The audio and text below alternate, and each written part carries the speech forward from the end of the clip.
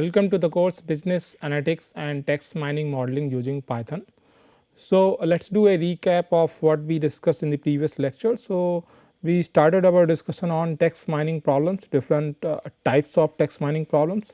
So, one of the first one that we discussed is about document classification, text categorization.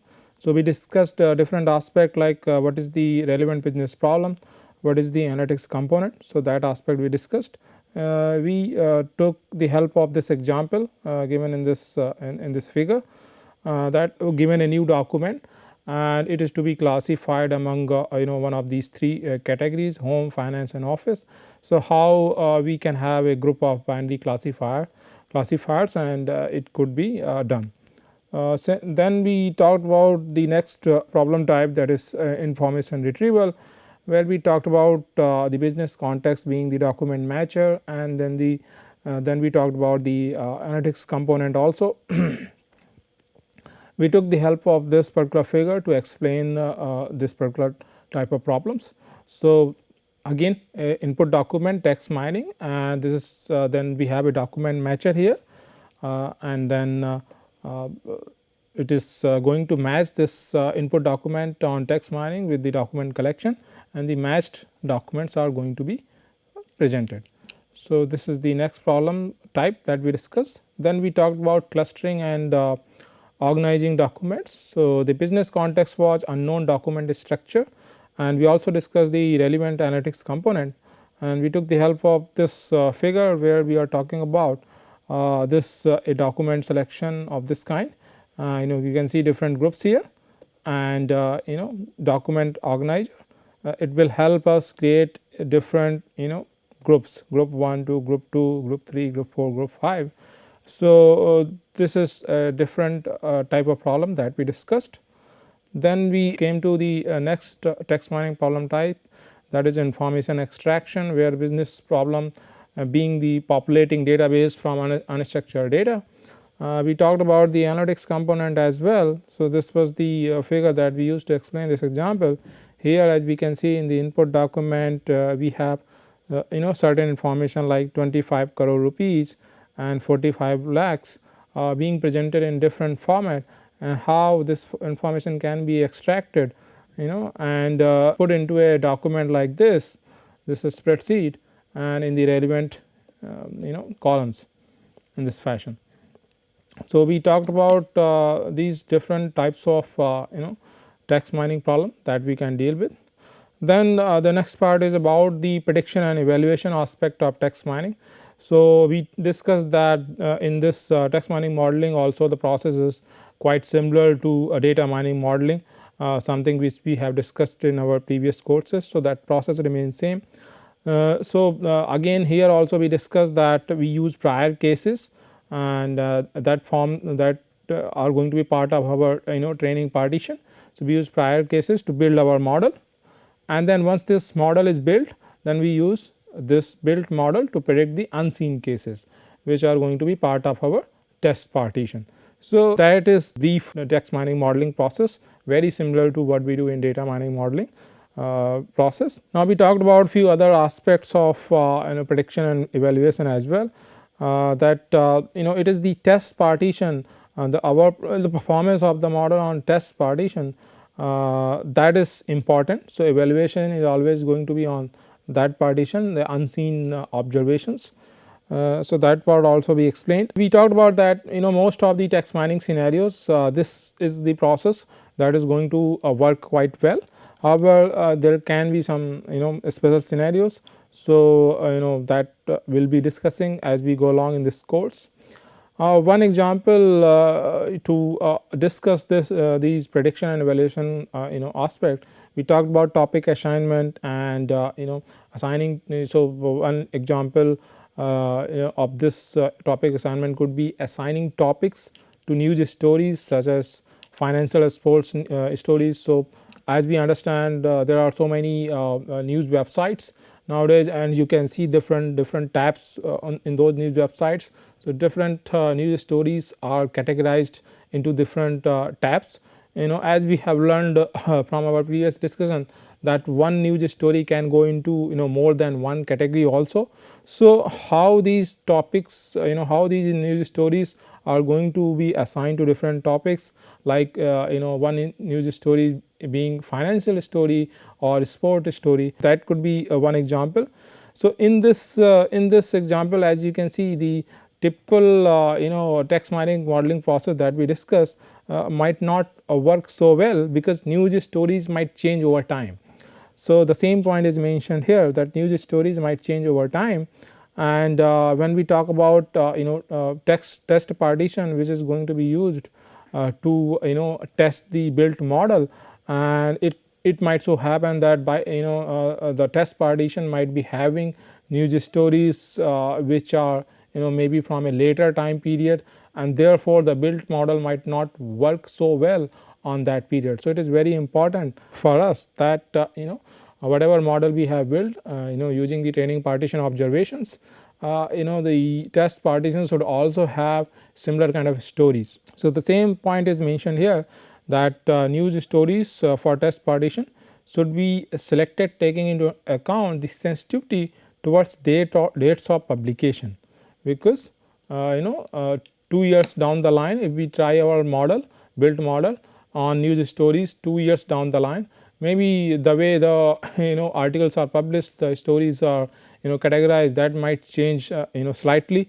So, that might bring down the performance of the built model, which might not be justified. So, therefore, these changes over time so in the training process we typically do not account for these changes over time. So, the text mining modeling process that we discussed might not be able to cover such cases. So, we have to take a special caution of such scenarios. Then we talked about measurement of error. So, we discussed that the classical measures of accuracy they work well if all errors are to be evaluated equally. For example, if we have two classes, and if class 1 and class 0, or let us say class 1 and class 2, if their performance, there is no special class, just like we discussed in our previous courses also, if there is no special class, so it will not matter us, we would look for overall overall classification accuracy, rather than look focusing on one special class and having more observations classified to that particular special class. So, if that is not the scenario, then the classical measures of accuracy, they work quite well. So, that is what we are mentioning here. Now, if we look at the topic assignment problem. So, in this case not all errors will be evaluated equally. So, as we saw this. So, we need different accuracy measures. We will talk about these measures in more detail in coming lectures. So, recall and precision. So, these are the measures which could be especially important in such scenarios, where if we are looking to identify a particular observations or cases belonging to a particular class. So, these measures can really help us in that context. Similar kind of discussion we have done in our previous data mining courses as well. Now, if we look at the other tasks which are more complementary in nature in text mining context, the clustering and extraction. So, these are more exploratory in nature. So, there the metrics, the evaluation part is not as objective as we might think, because in clustering it is, as we have understood from our previous discussion in the previous lecture, that we are trying to create new groups. So, we have unstructured collection, and we are trying to create new groups. So, that is quite subjective, depends on our depends upon how that those newly formed groups are to be used later on. So, our clustering process would also be slightly focused on focused on that direction. So, it is going to be slightly more subjective. So, the evaluation aspect is not as discussed in these tasks like clustering and extraction, mainly them being exploratory in nature, and mainly being very similar to what we discussed as unsupervised learning methods in our data mining courses. Few more comments on text mining. So, just like data mining techniques, here also we borrow very heavily from statistical approaches. So, the whole process itself and many techniques also, the way they have been developed, the way they are applied. So, lot more lot more has been borrowed from statistical approaches. Now, we look at the selection of learning methods. So, this is going to depend on two aspects, mainly the data preparation aspect. So, the way data is going to be prepared in text mining. So, as you might have understood from our discussion in last two lectures, that data preparation is going to take a lot more time in text mining modeling scenario in comparison to what we do in data mining modeling. There we typically deal with the structured data. However, in text mining modeling we start with the unstructured data and then we try to process it, transform it into a slightly structured form. So, data preparation effort is very time consuming and time intensive, and what kind of learning methods we are going to apply, certain aspect of our data preparation will also have a role in that. Experience with text and data science methods. So, that will also give us direction. We will get to, as we get more experience in text mining modeling process, we get to know what kind of technique, what kind of method is going to work well with what kind of data. So, that experience, that learning will also help us in terms of selecting a appropriate learning method. Now, as far as this course is concerned, our focus is going to be on prediction aspects. So, the problems, different types of text mining problems that we have discussed. So, there also you would have noticed that initial few problem types, they are more into prediction aspects. So, focus of this course is also going to be in that direction. Now, let us talk about since we are going to use Python for text mining modeling for this course. So, let us talk about few things about Python as a data science platform. So, as we know that Python is a general purpose programming language. So, it is being used for software development, application development, and there are certain aspects of Python as a programming language which are making it very popular in the software development domain. Another aspect of Python is that it is one of the most popular interpreted programming languages.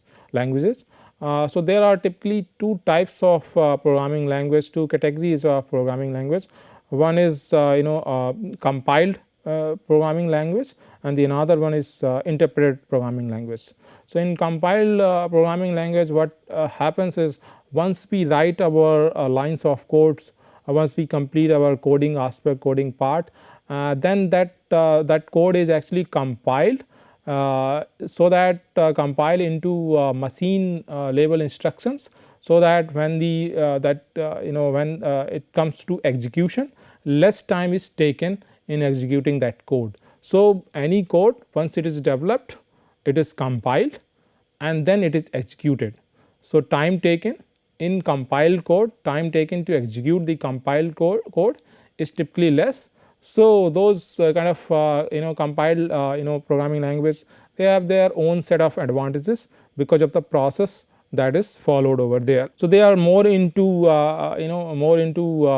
where we are developing systems. So, more into systems programming. So, these kind of compiled programming language are more popular where we are trying to develop a larger systems.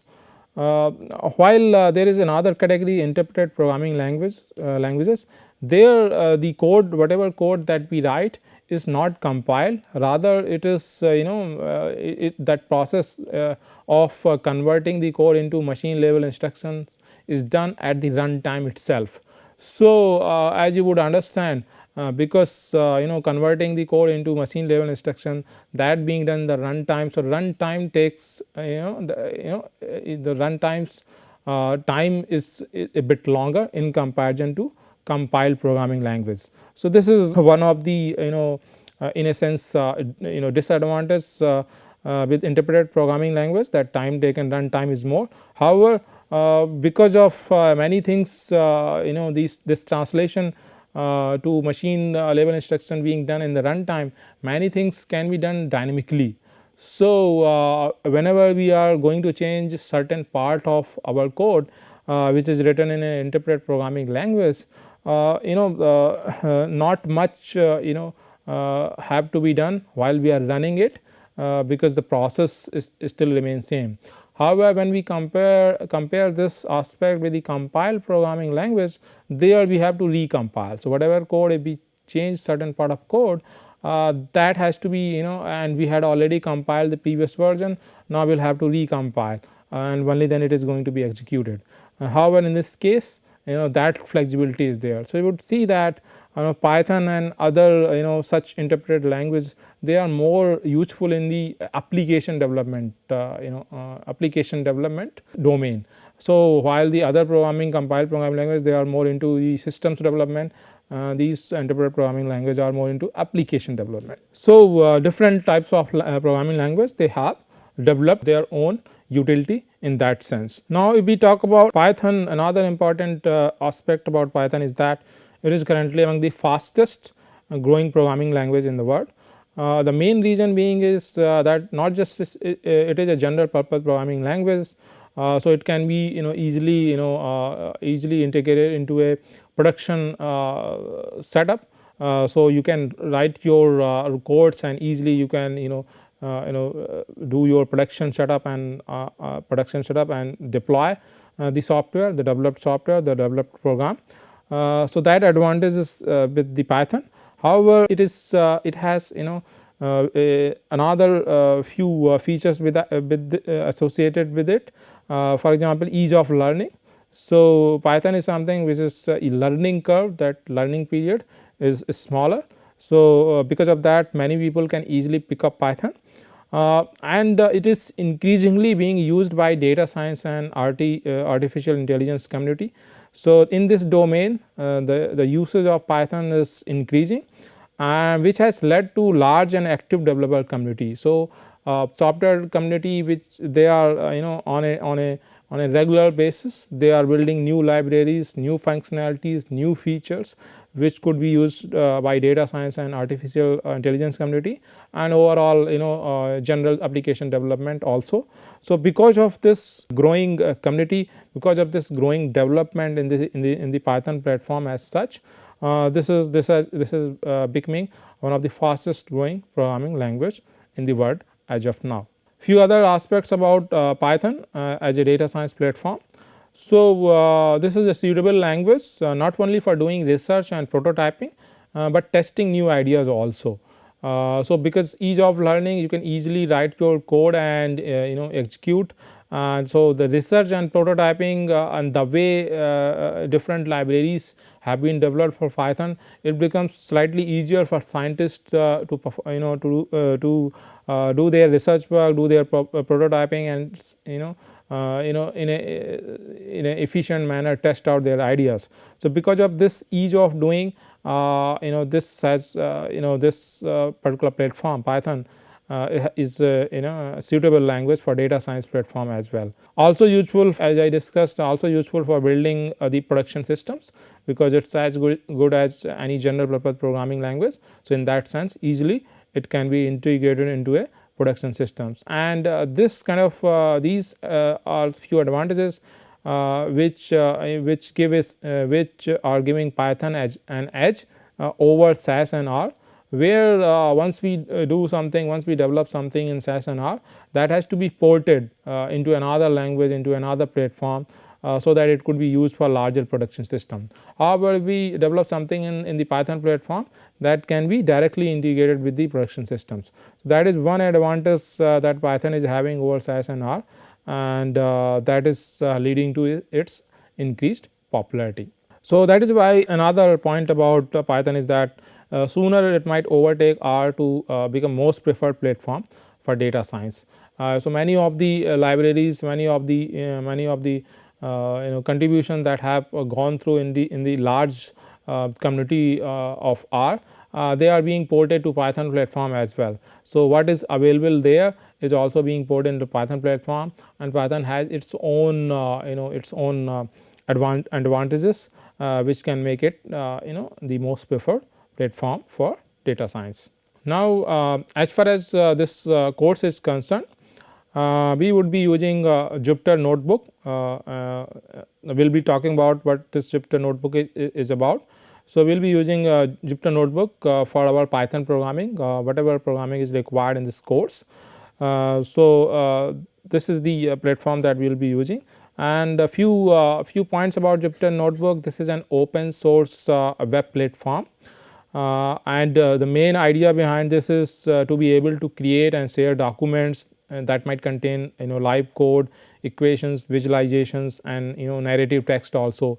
So, the main idea is that sharing, because this is a web platform, so it makes it a suitable for platform for sharing with other people, not just within the team, across the world, any place, because all the whole document is being developed in the web platform, and this platform in a way combines the coding part, the equations part, the narrative part, the visualization part into one container, which is the unique feature of this particular platform, and that is why this particular platform is also gaining increasing popularity. Now, this Jupyter Notebook, though it is started as a part of Python projects and was mainly developed for Python programming, but other programming languages including R and Java and other, those codes written in those programming languages can also be done in this particular web platform. So, primarily being used for data cleaning, transformation, numerical simulation, statistical modeling, data visualization, machine learning, and much more. So, these are some of the primary uses where Jupyter Notebook is being used, though the developers, they are continuously increasing its functionality, and more number of languages are being brought into the Jupyter Notebook fold, and not limited to nowadays, not limited to just data science specific tasks that we have mentioned here. Now, if we talk about this course, we will focus on Python programming language and its data oriented library ecosystem, because we are going to use Python for our analytics course. In this course, we are focusing on the text mining part of analytics. So, therefore, how the data oriented library ecosystem of Python works. So, our focus is on that, and the relevant programming skills in Python. So, that is also, so those things are our main agenda here in this course, and we are not looking to provide serious expertise in Python programming language as such, rather focus is on the data science aspect. Few more points about Python is that, as I have discussed, that suitable for application development, and this makes it higher productivity language. So, if because it is the application domain, software application development is the area where lot more productivity is required, lot more applications are developed, because systems system software that we have, they are typically one software is there are going to be few softwares, and there are going to be competition among those softwares for in the market. However, when it comes to the application, those system software can be used by different by large pool of application developers to cater to different needs of the customers and develop different applications. So, in the application development domain, higher productivity is required. So, the Python is one of such programming language which provides this, and the main reason for this language being productive is that it being an interpreted programming language.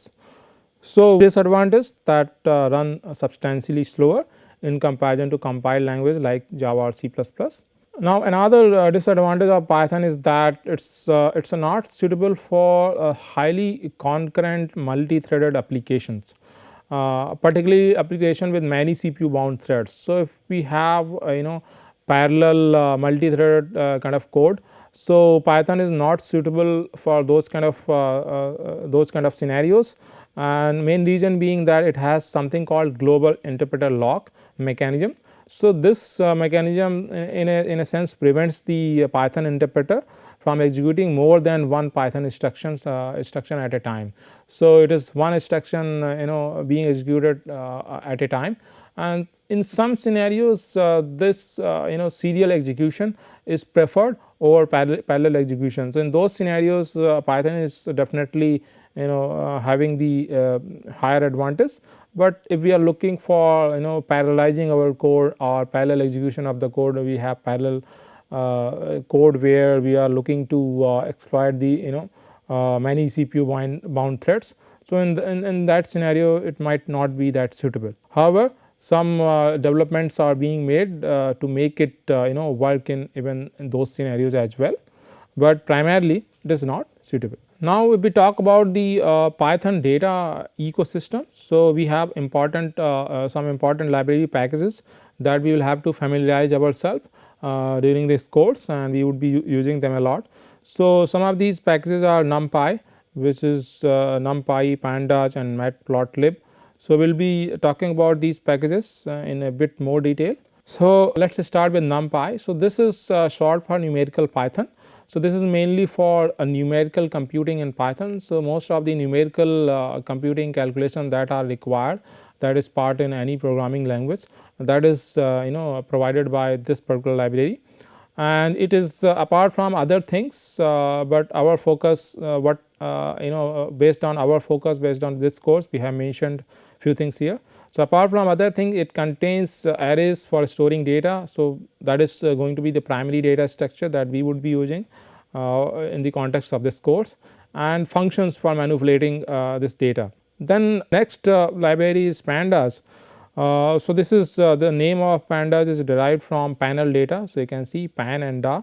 So, it is coming from there. This is this panel data is an econometrics terms, and this typically refers to multi-dimensional highly structured multi-dimensional data set. So, Pandas as a library provides that kind of functionality where we can easily work with highly structured multi-dimensional data set. So, the same thing is mentioned here for working with tabular or structured data. So, this particular library is especially useful for that. So, Pandas is something that brings the Python platform at equal footing in comparison to R platform. R platform was mainly developed for statistical modeling, and therefore, the way data is treated in statistical modeling, that kind of functionality was built into R, and so the same thing, similar kind of thing is being provided in Python platform also, and that is why Python is quickly gaining over R. So, it has certain advantages of its own as we have discussed, and whatever is there in R is also being built into Python platform. So, apart from other things, Pandas contain data frame, so which is very similar to what we have very similar kind of functionality in terms of functionality, very similar to what we have in R. So, data frame is a tabular column oriented data structure with both row and column labels. Series, this is another one dimensional labeled array object that is part of this. So, functionality that is there in Pandas is to reshape, slice and dice, perform aggregation and select subsets of data. So, these are the kind of functionality that we would be interested in for our this course. Then there is another library Matplotlib. So, this is mainly for producing plots and other two dimensional data visualization. So, that is also a very important part of analytics. So, even in text mining modeling we would be producing many of such plots for our analysis purposes. So, this particular library is going to be useful in that. Other key library packages that we would be using from time to time is SciPy, this is for scientific computing, and then we have scikit-learn, this is for machine learning. So, we have the algorithms in this package which are mainly developed in the prediction focused context, and then we have another package stats model. This is for classical statistics and econometrics kind of algorithms have been developed. So, the main focus is on statistical inference there. So, as you can see, the whole platform provides enough libraries where machine learning focus is there, where statistical modeling focus is there, scientific computing, numerical computing, dealing with data the way it is typically done in the analytics area. So, all those features functionalities are built into Python platform through these libraries. Other consideration that one might consider is that IDE, integrated development environment, and text editor. So, Spyder is the free IDE that is currently shipped with Anaconda distribution. That is the distribution that we will be using, as we will see in coming lectures. So, this IDE Spyder is very similar to RStudio that we have used in our previous data mining courses. So, however, this time we are going to use Jupyter Notebook, which is a web platform. So, this is going to be a different experience in the analytics space. So, where one experience is with IDE, where we have different panels, script for one panel for script, then console, the help, then plot and environment section, and all those things are there. However, web platform, as we see that everything is integrated into one thing. So, that is why we have decided to go with Jupyter Notebook, and also its popularity. So, in this course, as far as Python versions are considered, we will be using Python 3.7 or later versions. So, much of our code that we will be using, it would be compatible with this or forward compatible with the later versions. In terms of course roadmap, so this is the roadmap that will follow. Our first module is going to be on general overview of text mining. So, that is something that we have covered. Now, next module is on Python for analytics. So, that is something that we will start from the next lecture. Then after that, third module is on data preparation, where we focus on the data processing aspects. Then we have the module 4 where we will focus on predictive models for text, and then we have module 5th, which will focus on retrieval and clustering of documents, which is the supplementary tasks of what we have discussed in text mining problems. And then we have module 6, module VI, where we will focus on information and extraction, and then in the last module we will like to conclude. So, this is the overall roadmap in this course that we are going to follow. So, we would like to stop at this point, and we will take up the next module in the next lecture. Thank you.